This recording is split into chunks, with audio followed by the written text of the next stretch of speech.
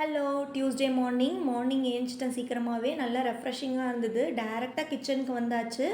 பாப்பாவுக்கு lunch breakfast prepare பண்ணலான்னு.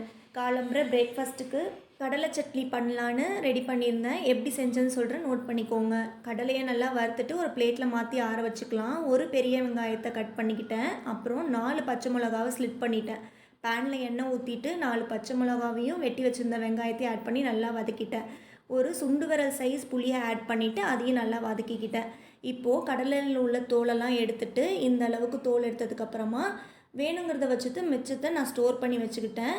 அரை மூடி தேங்காவையும் திருவி எடுத்துக்கிட்டேன். இப்போ இது எல்லாத்தையுமே மிக்ஸி ஜாரில் ஆட் பண்ணிவிட்டு கொஞ்சமாக உப்பு ஆட் பண்ணி நல்லா அரைச்சி எடுத்துக்கோங்க. நிறைய வாட்டர் ஆட் பண்ணாமல் அரைச்சிக்கோங்க.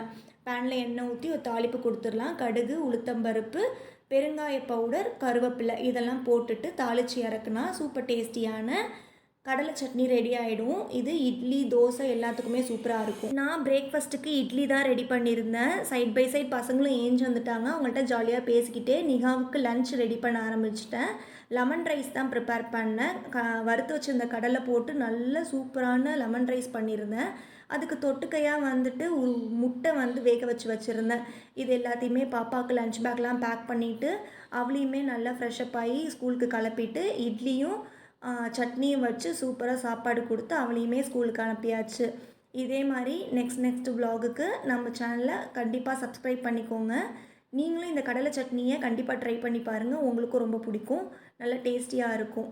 டாட்டா, பாய் பாய்.